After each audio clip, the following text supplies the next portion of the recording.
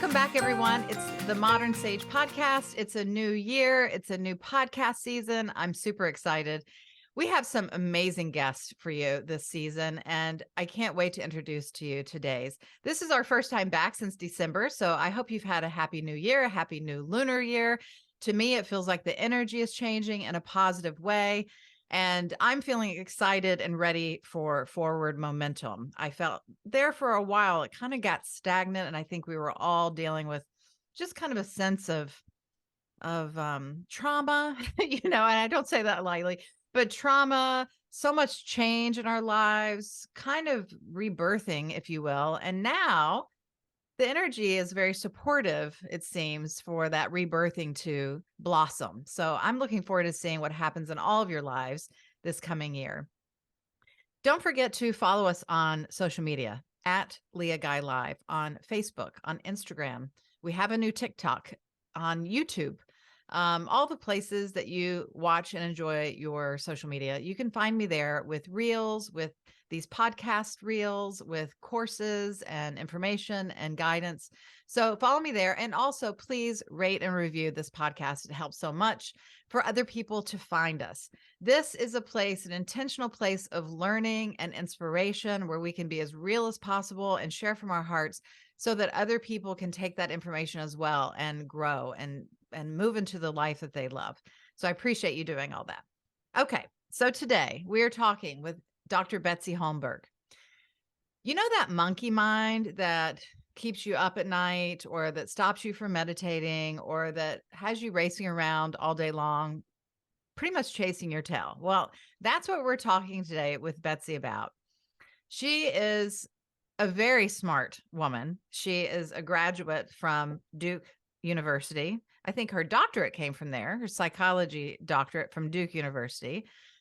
She was also a Phi Kappa. What is it, Betsy? Phi Beta Kappa. Phi Beta Kappa. I don't even know what that is. It's an honor society. It's okay. She was at Duke. She worked at Harvard. And here she is with us. Betsy, I think you're going the wrong trajectory. To me, I am absolutely going the right direction. I know. So. Totally joking. And I love to see, when I looked at your website, when I met you at the Publicity Summit, before anything even came out of your mouth, I thought, here's a very bright young woman who has probably gone through a lot and that's made some difficult choices to do what was really true for her heart. And I think that that's who you are. I think that's very true. Well, thank you for being on the show, Betsy. Thank you so much for having me. Yes. So now, with that introduction that, is short, but I think gives people a clear enough vision of what your background is. You're a psychologist, and you have done a lot of writing and training and understanding about people's minds. And yet you're a person too. And you have had some difficult mental challenges, experiences in your life, and tell us about those.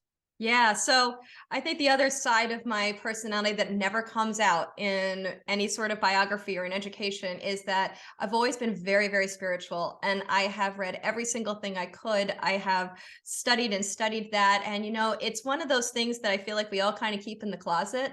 Yes. And it's becoming more acceptable nowadays for us to talk about it and, share that we love our crystals and share that we do meditations all the time. So I love that we're now in a world where this is becoming embraced more. But that has always been a piece of me and my world, which is where we get to talk about this really cool research today. So to go to how my book came about and how this work came about is that I was married, and then after less than 2 years, my husband came in one day. I was breading fish. I'll remember forever. My son was 15 months old, and he was just toddling around the kitchen. And I was trying to pull stuff out of him, and I was like, "So how was your day at work? Like, how was lunch?" I was grasping, and he goes, "I can't do this anymore." And I always thought that when people said that they fell to the floor, that was just some sort of literary device. I just thought that was what you read about in fiction. I literally fell to the floor, like my legs gave out. And it started this process of complete life upheaval. I didn't know where I was going to live. I didn't know how I was going to make money. I didn't know, if we were going to be okay. I didn't know if custody was going to be a big battle. It was a lot. And it took a long time. So I was in the middle of this process and had just gotten feedback from the judge that, you need to be doing more to help to enable the relationship with your son and your ex.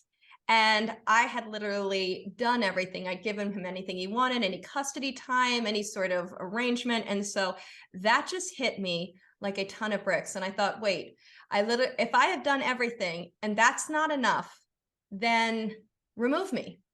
Remove me, and he gets to walk into, the sunset with his son and be happy. Remove me, that I'm doing what the judge is asking me to do. And so I started then kind of living on the living room floor, if you will. And I FaceTime my parents sideways, as you can imagine, because I'm on the living room floor. And I was like, I think the world would be better off without me at this point. Like, that is what I've learned. And they said, holy crap. They flew right out. They stayed with me. I went on antidepressants and I got through it. But 3 years later, my monkey mind was still saying, you are damaged, you are broken, you are different, you are the one single person in the entire public school that your son goes to, like everyone sees you as that single mom. I mean, I judged myself all the time, and I thought the only thing to stop this monkey mind was my antidepressant.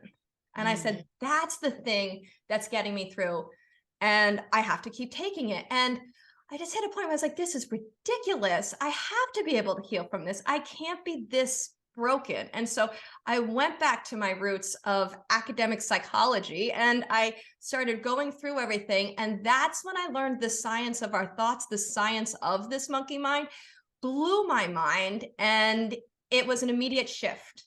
It was the shift Eckhart Tolle talks about. It was the shift Michael Singer talks about. And yet it came from, instead of listening to them and hearing their experiences and applying it to my life and saying, oh, I guess I can do that too because it worked for them. This was this is what this is. Right. And so I then did it for myself. And I thought, okay, now I need everyone to know this information, because then they don't have to just take Eckhart's word for it. They can own this themselves. Yeah. Wow. Well, so that just shows everyone who's listening or watching, it doesn't matter how old you are. It doesn't matter how smart you are. It doesn't matter how successful you are, how much money you have. It doesn't matter. All these things that we judge ourselves and others by, that when we are dealing with crisis, with trauma, with our deeper wounds of shame, insecurities, guilt, when we're afraid, all of us are subject to this kind of pain and suffering. And I appreciate you so much sharing. I know many of us have been on the floor, and many of us have had very deeply disturbing thoughts or suicidal thoughts. And even to speak about that is shameful for a lot of people. And I think the more that we can talk about that as a reality for others, that's the first step, is to let other people know you're not alone. There's nothing wrong with you. We just need some support here, right?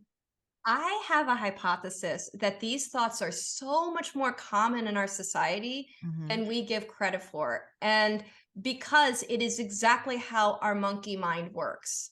And to just put the cherry on top of your guys, really love yourself and know that it is not you.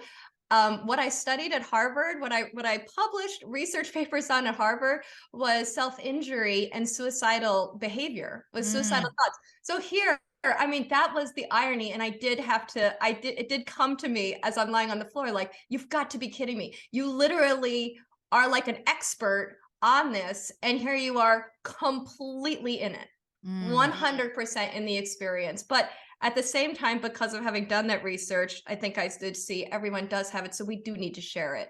The more we talk about it, the more we can feel that we are together in it and going through, rather than feeling so alone. Yeah, exactly. Well, you mentioned, some of the heavy hitters in the spiritual world, the authors. who've had profound experiences and who've shared them. And I think I was just talking yesterday about, I was on a workshop I was leading, how much we can learn information, we can understand it with our mind, we can read all the books, we can do all the things, but the problem is there's an unwillingness for many of us to actually embody or experience or feel a change or something else is possible, or to recognize in those moments of our desperation when maybe there's a part of us that wants to transform, that there's also a part of us that's keeping us down because we are so full of limitations and shame and patterning from our past. So tell us a little bit about your book and this notion that you want other people to understand. Yeah. So everything you were just talking about, that thing that's holding us back, I would say society and our societal worldview is the thing that has been the huge barrier for most of us in terms of connecting with our intuitive self, connecting with spirit and a higher source. Because forever, this is the classical, then everyone mentions it, the Descartes, I think, therefore I am. And I feel like the field of psychology, guys, here I am a psychologist, but the field of psychology has nailed this into the ground for us as well, because we think that inner voice and our inner monologue, that's us. And the whole process of a lot of therapy is uncovering what that voice is saying and talking about it and respecting it, tracking it to core beliefs like I'm not good enough or I'm unlovable. And then you work through the core beliefs. We have given this voice so much respect, and we have assumed it's us. We have assumed that I'm the one saying it. I need to process myself. And what the literature actually says, and this is what the book is about, is that this voice is not you. Right. This voice is way more actually like our stress response. So we are very comfortable with the concept of our stress response coming from way back when, helping us run away from a saber-toothed tiger. And so it's something we now manage. And I call it the tribal brain. Scientists call it the default mode network. But what it does is it's a kind of a survival system that's constantly scanning the environment, constantly like looking around, and it sees, am I fitting in or not? Because back when we were cavemen, if you had to fit into the clan to survive, if you got kicked out, no one can survive on their own in the wilderness. So it was essential to us being able to make it, was to identify who's in the clan and who's out. So what's the in-group, what's the out-group? And out-groups were threats, and so we would get very stressed if we saw someone who looked different than us, felt different than us, think different than us. We would have a stress response. Then hierarchies and roles. What's the hierarchy of the clan?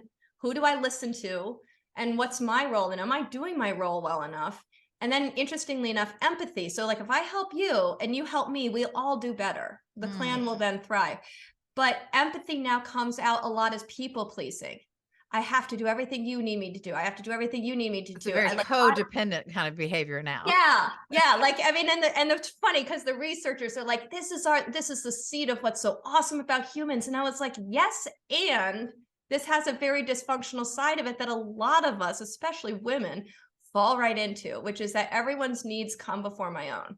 Yes. So the thing with this voice, this is what the brain imaging showed, and this is how they first discovered it. They stuck people in MRI machines, and they were like, we're going to do a vision test, we're going to do language, and they'd stick the module in and they'd see the brain areas fire that they were expecting, and then they have to switch the module. So the person's stuck in the MRI machine while they're doing that, and they're like, okay, hold on, just hang tight until we get the next one on. And then when that person was just hanging out, this brain network fired. And then they started the next module. Okay, module 2, and then question 1 happened. Then it shut down. Then the part that they were expecting fired. And it happened over and over again. It happened no matter who the person was, like what the study was. And they're like, this is really funky. Like, what is this network? And so they talk to their friends. They're like, hey, are y'all seeing this network that we're seeing in the in-between times? And they're like, and they went back to their old scans and they're like, yes, we do see this. Like, what is this? And so they said, this is the default mode patterning of the brain, which is why they called it the default mode network. And over time, we've seen that it has this evolutionary tie. But this is the thing we've never gotten, is that this thing is automatic. Mm. So this is like a blink. This is like a burp. This is like a panic attack. These are things that are automatic processes in the body. This is not you. And that's the shift to make. Yes. Okay. So in saying that, for people to be clear and understand, one, we all have this tribal brain, this monkey mind, and even though it doesn't serve a purpose, it does serve a purpose. It used to serve a purpose, right? And so it's still hardwired. Yes. Okay. So from your perspective and this theory that all of us have this monkey mind, is it pointless to try to tame or quiet the monkey mind, or is it easier to tame or quiet the monkey mind? It's something to come to peace with. So it's something to Accept. it's something to just accept, like we accept getting stressed. We're like, oh, I'm getting stressed, like I'm going to do stuff to take care of it. Same thing here. So I first noticed when I started like really getting into this, and I started noticing for myself, I'm showering and I'm thinking about my brother and my sister-in-law, and they just seem like they're doing everything. They've got great jobs, they have kids, they have a dog, they help their friends out. And I'm going along, and then I hear my tribal brain goes, well, yeah, they have lives and you don't. And it's that snarky, negative, critical comment that, that before would have really affected me. And I would have thought, oh, I should go, watch TV. Like, I would have owned that thought. I would have believed that thought. And this time I was like, that's my tribal brain. And I could release it and then get back to being essentially in the present moment. So why is the tribal brain negative? I can understand that it is pack oriented and survivalist oriented and all that kind of thing, but why would it be negative? It's how it figured out to get you to stay with clan norms. So if it says like you're fat, if it looks around and sees the clan, and we often have media for this too, and we think every woman is thin and every happy, successful woman is thin, it then says you're fat as a way, bizarrely, but this was hundreds of thousands of years ago, to motivate you to then try to lose weight to fit into the clan. So because it's scared about you getting kicked out, it's going to give you every single negative aspect of yourself, or a thing that you're not doing, or ways that you're not fulfilling your role correctly, and nail you on it, because it thinks that's how it's protecting you. But in the experience of it, it's keeping us from really living life. Yeah, it keeps us small. Yeah. Yeah. Yeah, it's really interesting. So when you're in meditation, or when you're in some kind of a self-awareness situation, and these voices or these thoughts come up, do you use that very simple mantra of there's my tribal brain to just move on as a point of acceptance, or are there other techniques that you have that Yeah. say, So there are several techniques. It depends on the person, and you'll probably come up with a technique that works for, you listener. There's one which I call move the dog, which is like, to make it very simple, in wolf packs, the alpha, when the pack is at rest, moves into other dogs' space to assert its dominance, to say, I am the pack leader. And if the dog fights it, then it's a fight for being the alpha. And you are actually the alpha of your life. We, as a society, we tend to let our tribal brains run our lives. We tend to just listen to this inner monologue. Oh yeah. Oh my God, did I forget to turn that off? Oh, I need to go shopping. Oh, she looks like, they look like they're so much more popular than I am. We tend to let it run us. And so moving the dog is just to say tribal brain, and then to take your focus elsewhere. And this is that idea of focus and attention. You can focus on stillness, you can focus on breath, you can focus on the person that you're talking with, but it's shut it down. Other people like ignoring. So you can also think of your tribal brain as the Real Housewives of Me. It's going on in the background. And it's like the way my father can tune out my mother and I when we're talking, and he doesn't even hear if we say his name. I mean, we know how to tune out a television. We know how to tune out things we're not interested in. Other clients have really resonated with, just tune it out. It's a television in the background. yeah. And so what I find is that now knowing what it is, I want to dismiss it. I don't care about it. And that concept of not caring is what gets the mind. You're teaching your mind, this thing doesn't matter. And that's the problem with what our society has taught us. Is our society has taught us this thing matters more than anything. Right. It matters Yeah, the most. Yeah. exactly. So when you start teaching your mind, oh, this thing is primitive, it's kind of an idiot, and it's really mean, like I'm done with it, your brain will start to just orient away. And bizarrely, it is mindfulness. It is being in the present moment and not listening to it in everyday life. Yeah. You know, seeing as you're a psychologist, you can correct me or agree on this, but the the differentiality of science and spirit, I think it's growing less, and I think it's growing closer together and less separateness in this way.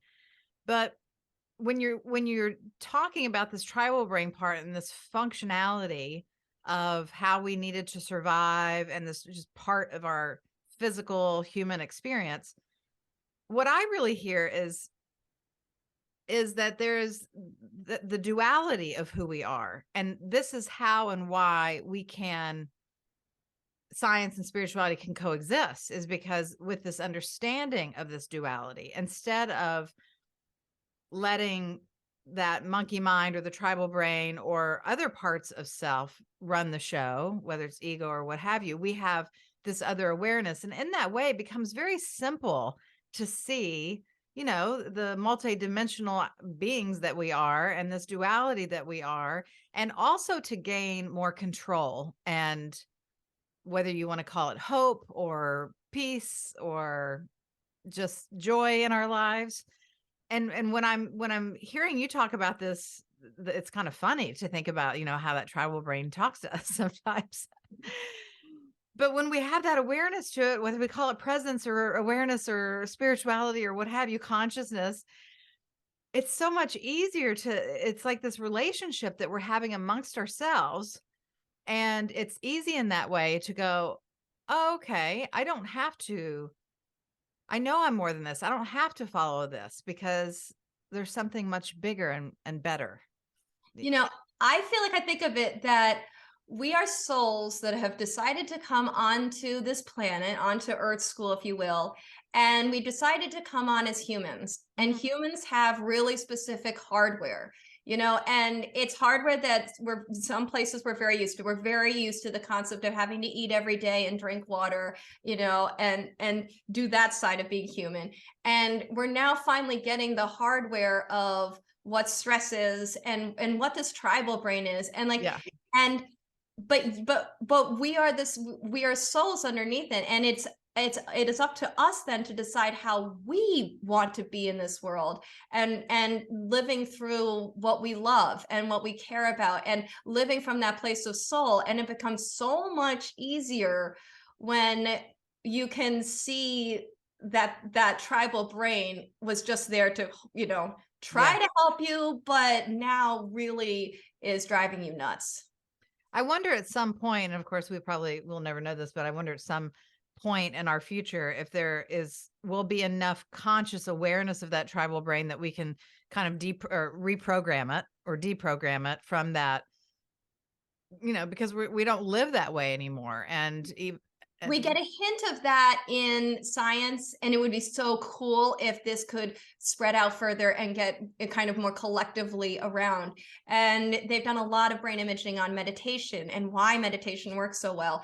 And what they see is that heavy meditators, they have strengthened their salience network, which is the network that chooses, are you in your central executive or are you in your tribal brain? This is that either or that those scientists saw again. And so it strengthens that, and it strengthens the central executive. So whereas a normal person, they see tribal brain, tribal brain, tribal brain, flicks to central executive when you ask it to do something, tribal brain, tribal brain, tribal brain. what they see in heavy meditators is central executive, central executive, central executive, a little bit of tribal brain, central executive, central executive. And they were like, this is so cool. And they called it, this is a new default mode patterning in our brain. So we can rewire ourselves to align more to our souls and to our spirit and where we truly want our attention to go. We can get there, and we can literally physically shift our brain to live from that place more regularly. That's So beautiful. cool. Yeah, it's very cool. So when you work, are you still working with clients one-on-one? Yes, I am. So when you work with clients, do you infuse the psychotherapy with elements of spirituality and consciousness, or are I you not actually do allowed to do no that? therapy. I'm actually doing it more in a coaching capacity because I feel like this is where our therapists, like the idea of therapy has really let us down. And it needs to now, to me, move into this new millennium that we're in. And so I actually do it on a coaching basis because it is so radically different. And I often get clients who are said, I've tried therapy for years and years and years, and it's not helping. And it's like, yes, it's not helping because it's not teaching you about this part of yourself. It almost feels like cognitive behavioral therapy is you're putting on your little fencing outfits and you're like jabbing at each other. You're jabbing at your thoughts and you're fighting your thoughts. And it's like, Right. no, like you just need to learn them and then be like, I don't even want to listen to you anymore. Yeah. So we do something very, very different. Okay, good. Well, I still work with some clients as well. And I get a lot of people over the years. I've gotten a lot of people that have come from therapy, disappointed, frustrated. And, I don't ever knock therapy because I do think that there's time and place for it and, to work it out, hash it out, understand certain parts, whatever. But I always tell the clients, we have to integrate the body, the mind, and the spirit and the energy, the emotion of that spirit into our experience to make long lasting changes, to shift in our lives fully. And everyone always agrees with that, but I don't think they really understand what it means until in my processes and in an energy, we kind of go into an energy session together. And it sometimes feel like maybe regression work or hypnosis work, but I'm not a hypnotherapist. It can sometimes feel very spiritual and prayer like, but I'm not really praying, but I'm taking them to a different place within their mindset, and we're relaxing that monkey mind and tribal brain and opening up to these what I see very clearly in my work, other dimensions, and really just helping them feel it in that moment and integrate it and accept it. And from that point forward, typically, they feel a huge relief. And it's not, maybe it doesn't solve their monkey brain totally or doesn't take away, but to remember the possibility and to remember who we are and to remember this other part of us that's the higher consciousness of us, our true self. It's And amazing. what I love about the work you do is that you are doing that healing on that energy level. You Mm. are doing the type of healing. And I think what's so cool is it really sounds like that person's spirit is the one directing what that healing needs to be. If it Yes. needs to look like a past life regression, if it needs to look like a hypnosis, like they're almost the ones driving what energy work needs to be done. And I think that's so cool. I do not do energy work. I wish I could. I'm one of those like wannabes. Like I just wish I had more of that ability, and I You don't. can. I know, and I try, and it's fun. I love who I am. Yeah. I have my own little purpose in this world. Yeah, and to say like the thing that is really great about therapy, because I know I sound kind of like I'm completely panning it, but the thing that has protected us from a tribal brain perspective forever are our person-to-person interactions. So if you say to someone like, you look fat, and then that person looks really hurt, our tribal brain, this is also that empathy, is like, ooh, that really hurt their feelings, I'm not going to say that again. Mm-hmm. And or if you did or if you're really upset and you're like, I feel worthless, it's our loved ones and our friends that are like, no, you are such an important part of our world and we love you. We need the person-to-person interactions are the things that keep the tribal brain in check. And so that's where therapy often is wonderful, because Yes. it's keeping that tribal brain in check. And then and this is also what's so awful about the online world, is that everyone's tribal brains are just going crazy. And it's Mm, whose tribal brain can be the most tribal. And that's where for everyone, like, never take any of that stuff seriously, because because nothing's keeping it in check. It's not an in-person interaction. And so people are saying awful, awful things. yeah. And that points to their tribal brain and says nothing about you, you Mm-hmm. know? Mm-hmm. So Yeah. that's just Thank you for saying that. It's important to remember. And it's hard to remember. It's just disgusting when I look at those comments and so forth on people's posts. Maybe now I'll have a quicker way and go, oh, that's their tribal brain, to rationalize that and to put that in its own bucket. But it's really it's just amazing the time and age that we're in this world, with the technology, with our interactivity that has, as you say, no person to person or really human element at all. And we're all participating. It's like we're all playing this great big game, this we're all we're all playing the game. And no one really knows what the purpose of the game is or what the game even really is. But we're yeah. all playing it. And I don't know. I think it's just fascinating to watch all of that kind of unfold, and also to see those few that are infusing purpose and intention and um, and support and elevation in those realms. So there is It's that. so Yeah. true. I say, we have never been more advanced and we've never acted stupider. Exactly. Like, this technology, and what it's done is it's strengthened our tribal brains. And so the other area, the central executive, what strengthens that is when you focus on something, when you have prolonged attention. And so this rapid fire at low attention world that we live in, everyone's moving to their tribal brains, which is where I want more and more people to know about this, so we can kind of stop that pattern Yeah. and help move society collectively towards spirit, towards their true selves, their intuitive selves, which become a lot closer when we turn this tribal brain off. Yeah. This is essentially what meditation has been teaching forever, but now we can do it every day, in every moment. We can do that without needing, to sit on a yoga mat and cross our legs. It's cool. Yeah. It's available. Well, thank you so much. Thank you, Betsy. I look forward to reading more from you and learning more about following you. So we'll get connected on social media. And I just encourage, tell us your website and your book name and all that. Yes. So the website is www.betsyholmberg.com, BetsyHolmberg. And there's a free online course if you want to go a little bit further into what this is and some of the techniques for getting rid of it.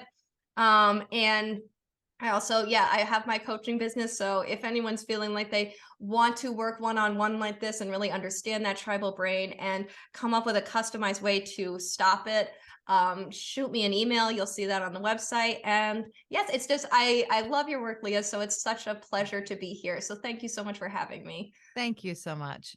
And for all those listening, we wish you a very happy day, a week, year. And if it's not happy, I wish you the capacity and the compassion for yourself to sit with whatever you're feeling and let that be authentic and real for you. And utilize some of these tools that you learned about today to remember who you really are and that part of your brain that is trying to nudge you somewhere that maybe has just some old roots, some tribal roots, and is not really who you are in this moment. So thank you for listening. Thank you for sharing. And we will see you next week on the Modern Stage podcast.